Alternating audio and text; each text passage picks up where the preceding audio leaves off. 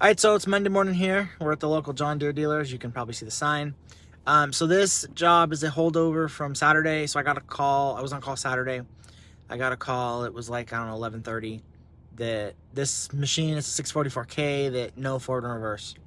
So normally that's just the F&R switch because I checked JD Link and there's no codes or anything. So it's probably just the F&R switch. So it was like 11:30. By the time I would have got here, this store would have been closed and I wouldn't have made it up there. So they said just save till Monday. So here this morning, it's about 6:30. So they don't open until 7, but I'm going to go in the side door and get my part. All right, so we're here. So here in the menu, service menu.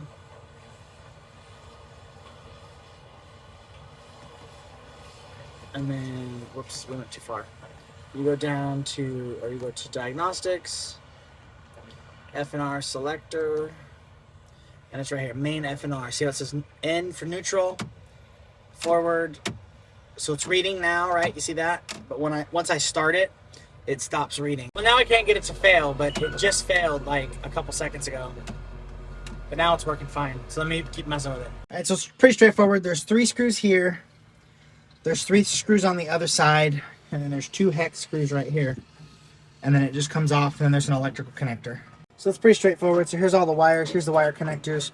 So on the J's and on the early K's, when you change to the newer style F&R switch, there's this little adapter harness you got to tap into the windshield wiper because it's wired differently. Actually, I think I have one of them little harnesses, but we don't need it right here because this isn't one. But just FYI, if you're ever working on one of those. All right, now let's test it. It works good. Works, so it's all done. This one's done. Let's see what the next job is for today. Okay, so it's Wednesday morning now. The rest of Monday I was at the shop putting tracks on a track loader, so I couldn't really film that. Yesterday was really busy. There was a lot of little stuff going on, so I just didn't really have time. I did make a short about the batteries. That was the first job. Did an AC condenser. So if you ever work on a Deere 470 and you have an AC problem, there's 3 main issues. The V-belt's missing. This line right here, where's it at? This line right here, which is the high pressure line from the compressor over to the condenser, which is this line here, or the condenser's cracked. See how it's all dirty right here? So the condenser usually crack right here at the top.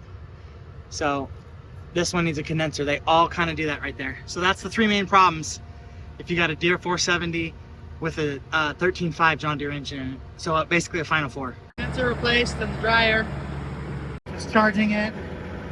Yes, that's the proper way to have the tank. Just gotta charge it up and then see what happens. I looked at another AC and looked at a backhoe. So that was yesterday. So today we're here working on a 470. This is an older one with an Isuzu engine. So I have this this line for Isuzu. So this is actually my fault because I was changing the pressure regulator that goes right here, and I actually cracked the line right here. And I didn't realize I cracked it, and it was fine when I tested it, but they were complaining that the machine wouldn't start, so I came out here and I started it, and it was bleeding off fuel pressure from that little spot.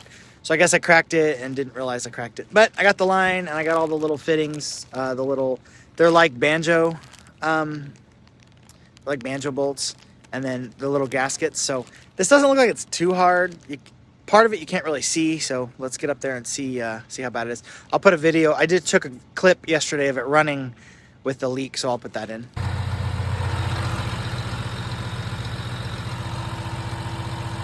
All right, so here's our engine. So it's a 9.8 liter Isuzu. So if you're not familiar, the older John Deeres, the Tier 3s and IT4s are actually Isuzu engines. So this is a IT4.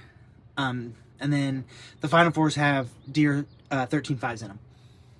So here is that line. Let me slide down here. Okay, so here's where that line comes right here. Hopefully it'll focus. It's this line, and then you probably can't see it, but it makes this loop over here, and it's down there. I'm familiar with these Isuzu engines. At least in the John Deere diagrams, they don't break down very well. So it's kind of hard to tell what you're actually looking for. There's like 3 different pages with everything on it. So I think I got all the correct little washers, but I hope so because it's really hard to tell. So let's get down here and let's see. All right, so there's the new line. It's all in. Now let's start it here and see what happens. Might crank a little bit longer because there's probably low on fuel.